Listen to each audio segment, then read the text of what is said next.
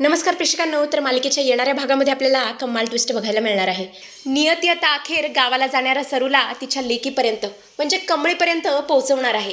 तेव्हा आता हे सगळं कशा पद्धतीने घडणार आहे, पुढे काय होणार आहे, सगळं बघूया.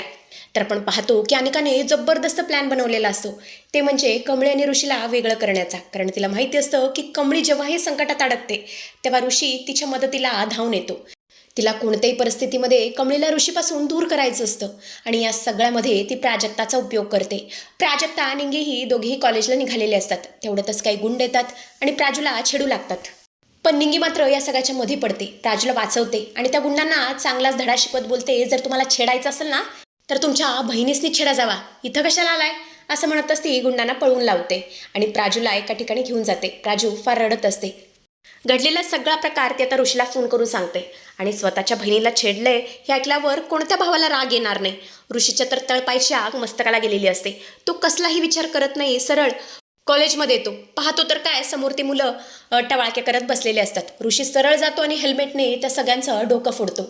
तिथे सगळं दुरून अनिका बघत असते. तिला हेच तर हवं असतं की चांगलीच मारामारी व्हावी आणि पोलिसांनी ऋषीला पकडून न्यावं. आणि बरोबर घडतं सुद्धा तसंच. ती स्वतः पोलिसांना तिथे बोलावून घेते. पोलीस येतात आणि ऋषीला धरतात.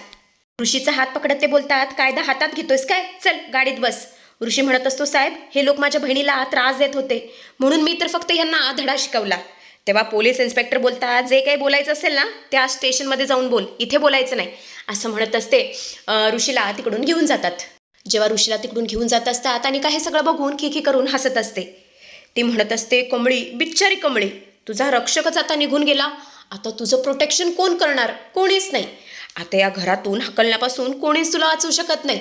इकडे आपण पाहतो तर काय, राजेंची अवस्था फार विकट झालेली असते. त्याला जेवण पाणी काहीच जात नसतं आणि एकाएकी तो चक्कर येऊन खाली पडतो. डॉक्टरांना बोलवलं जातं. डॉक्टर आता राजनला तपासू लागतात. आजी तर इतकी घाबरलेली असते की काही सांगायलाच नको. ती बोलते, डॉक्टर अहो काय झालं सांगा ना, राजन असा चक्कर येऊन का पडला.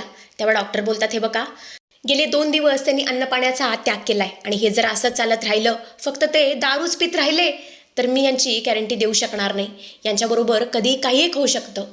आणि सो फार मला अशी गोष्ट आढळली आहे की त्यांच्या मनामध्ये काहीतरी आहे जे की ते कोणाला सांगत नाहीत. आणि जोवर ते त्यांचं मन मोकळं करणार नाहीत तोवर या संकटातून ते बाहेर निघू शकणार नाहीत. त्यामुळे आई म्हणून आता तुम्हालाच प्रयत्न करावे लागतील. आता तुमच्या मुलाचा जीव तुमच्या हातात आहे. मी गोळ्या औषधं देते पण खरा चमत्कार तुम्हीच घडून आणू शकता. आता बघा तुम्हाला काय करायचं आहे. आता तुमचा मुलगा परत कसा मिळवायचा आहे तुमचं तुम्ही ठरवा, मी तर फक्त दिशा दाखवली आहे असं बोलून डॉक्टर तिकडून निघून जातात. आजीना खूप टेन्शन आलेलं असतं. थोड्या वेळाने राजन शुद्धीवरती येतो. आजीने तर जणू काय दृढ निश्चयच केलेला असतो की राजनच्या मनातलं सगळं काढून घ्यायचं, बाय हुक और बाय क्रुक. आजी आता रागावून बोलते, राजन आज तुला बोलावंच लागेल, घडाघडा मनातलं सांगावंच लागेल. आणि ही काय अवस्था करून ठेवली आहेस तू स्वतःची. अरे कंपनीकडे लक्ष नाही, घरात कोणाशी तू धड बोलत नाहीस. नक्की तू माझ्यापासून काय लपवतोयस, ही काय स्वतःची तू अवस्था करून ठेवली आहेस. पण राजन मात्र तोंडातून ब्र सुद्धा काढायला तयार नसतो. तेव्हा आजी सगळ्यात मोठा हत्यार यूज करते. ती बोलते, राजन तुला तुझ्या गौरीची शपथ आहे, बोल बोल, तुझ्यामध्ये जे काय असेल ना ते भडाभडा बोलून मोकळा हो. तेव्हा राजन रडवेला होऊन बोलतो, आई मला माफ कर, मी तुझ्याशी खूप मोठा खोटेपणा केलाय. आजी दचकते आणि बोलते, काय खोटेपणा, पण कसला खोटेपणा. राजन आता रडतच बोलतो, आई परवा दिवशी मला मंदिरामध्ये माझी गौरी भेटली होती. तिने मला सांगितलं की तिने दुसरं लग्न केलंय, तिने मला सोडून दिलंय.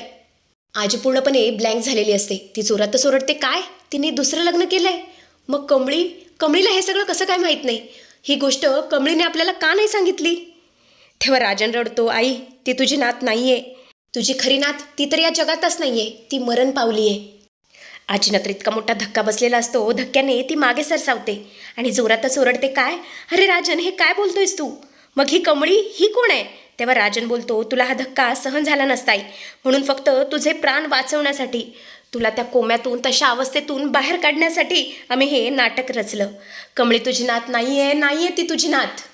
आजीला ही गोष्ट पटायलाच तयार नसते. ती म्हणत असते, नाही राजन तू खोटं बोलतोयस, नाही हे शक्य नाही आहे, मला कमळीला बोलावंच लागेल, मला तिला विचारावंच लागेल. असं म्हणतच आजी सरळ कमळीला गाठते.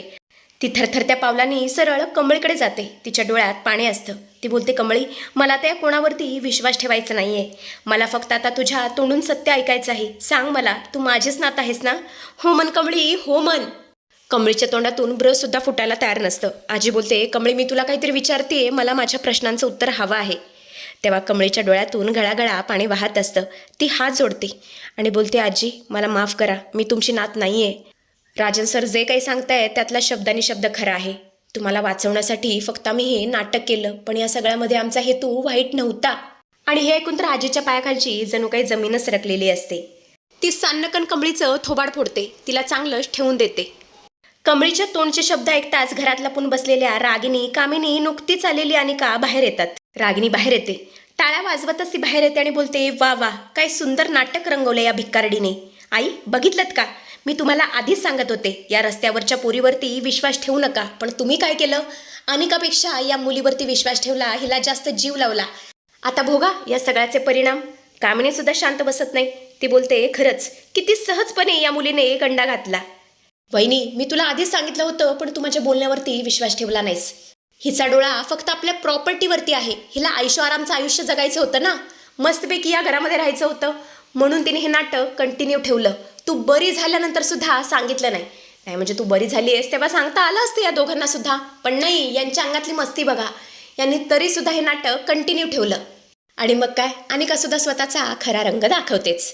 ती बोलते, कमळी तुझ्याकडून ही अपेक्षा नव्हती. तू खूप मोठा फ्रॉड केलायस.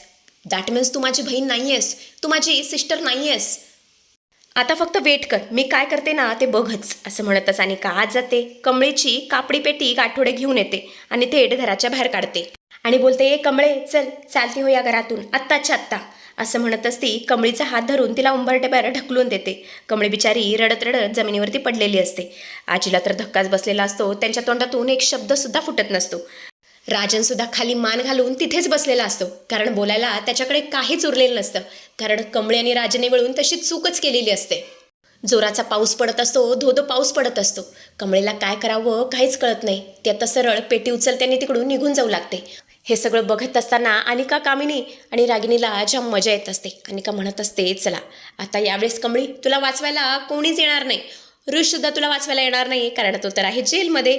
मागच्या वेळेस तुला ऋषनेच वाचवलं होतं, पण आता यावेळेस तो सुद्धा नाही आहे. आता जा. आता गॉड जरी खाली आला ना तरी तो सुद्धा हे घर सोडण्यापासून तुला नाही थांबू शकत. कमळी जा, हॅपी जर्नी. इकडे आता सरूने सुद्धा खूप मोठा निर्णय घेतलेला असतो, ते म्हणजे कायमचं गावाला जाण्याचा. तिला दिसत असतं की तिची आता इथे काहीच गरज नाही आहे. कमळीसाठी ती ते थांबली होती, पण ऋषी आहे तिच्या मदतीला आणि तो तिला काहीच होऊ देणार नाही. याची जेव्हा शाश्वती तिला मिळालेली असते तेव्हा ती कोणालाही न सांगता घर सोडण्याचा निर्णय घेते. म्हणून ती गाठोडे घेऊन आता गावासाठी निघालेली असते. पण एकाएकी तिच्या मनामध्ये विचार येतो की जाता जाता एकदा आपल्या लेकीला बघावं, यांना बघावं. त्यामुळे तिची पावलं वळतात. ती सरळ महाजनांच्या घराकडे येते. पण तिथे आल्यावर ती जे काही पाहते ते पाहून तिला पुरताच धक्का बसतो. कमळी पावसाच्या रस्त्यावरच्या धुळीत रडत पडलेली असते आणि सगळे तिला हकलून देत असतात. सरू जेव्हा तिला पाहते तिच्या तर जणू काही पायाखालची जमीनच सरकते. ती बोलते, नाही आता मला शांत बसून चालणार नाही, जे काही सत्य आहे ते सांगावंच लागेल. असं म्हणत सरू धावत पळत कमळीजवळ जाते, तिला मिठी मारते. आईला बघून कमळीचा सुद्धा बाण फुटलेला असतो. कमळी जोरातच ओरडते, आई तू इथं. तेव्हा सरू तिला धीर देते आणि बोलते, पोरी रडू नकोस, तुझी आई अजून जिवंत आहे. तेव्हा रागिनी बोलते, ए बाई कोण आहेस तू, कोण आहेस तू तिला वाचवणारी. एक मिनिट, ही कमळीची आई आहे, म्हणजे ही सुद्धा अशीच फ्रॉड असणार आहे. आणि आता मात्र सरूला सहन होत नाही. ती चेहऱ्यावरचा पदर काढते आणि जोरातच ओरडते, मी गौरी आहे, माझ्या कमळीची आहे. हे सगळं पाहून आजी, राजन या दोघांना सुद्धा पुरताच धक्का बसलेला असतो. आजी बोलते, गौरी तू म्हणजे तूच कमळीची आई आहेस, म्हणजे कमळी माझी नात आहे. मग कमळी तू खोटं का बोललीस. कमळीला तर काही समजत नसतं, ही तर माझी आई सरू आहे. मग हे सगळेजण तिला गौरी का बरं म्हणत आहेत. राजन तिथेच बसलेला असतो. तो बोलतो, गौरी अगं हे काय बोलतेस तू, कमळी आपली खरोखरची मुलगी आहे. पण परवा दिवशी तर तुम्हाला मंदिरात म्हणाली होतीस की आपली मुलगी मेली आहे, ती या जगात नाही आहे आणि तू सुद्धा दुसरं लग्न केलं आहेस म्हणून. तेव्हा गौरी बोलते, मी खोटं बोलले, मी खोटं बोलले. तेव्हा राजन बोलतो, गौरी अगं तू खोटं का बोललेस, असं खोटं मला का सांगितलंस, मला उत्तर हवं आहे. तेव्हा सरू बोलते, कसं आहे ना, जर मी खरं सांगितलं असतं तर या घरातल्या लांडग्यांनी कधीच माझ्या कमळीचा जीव घेतला असता. असं म्हणतच ती कामिनी रागिनीकडे रोखून बघू लागते. हे सगळं ऐकून तर कमळी, राजन, आजी या तिघांना सुद्धा काहीच कळत नसतं. राजन बोलतो, गौरी अगं तू काय बोलतेस, मला खरंच काही कळत नाही आहे. तेव्हा आता गौरी 17 वर्षापूर्वी जे काही घडलं होतं ते सगळं ती आता त्या तिघांना सांगते. कामिनीपासून कमळीला वाचवण्यासाठी ती हे सगळं खोटं बोलत आली, सगळा बनाव करत आली आणि साधना म्हणून ऋषीच्या घरी राहत आली. हे सगळं ती आता सांगते आणि अशा पद्धतीने तिने आता कामिनीला एक्सपोज तर केलेलं असतं. तेव्हा आता राजन आणि आजी मिळून या कामिनीविरुद्ध काय निर्णय घेतील हे तर बघणं खूपच इंटरेस्टिंग ठरणार आहे. असेच अपडेट्स बघत राहण्यासाठी आपल्या चॅनलशी कनेक्टेड राहा. Till then bye bye and thanks for watching.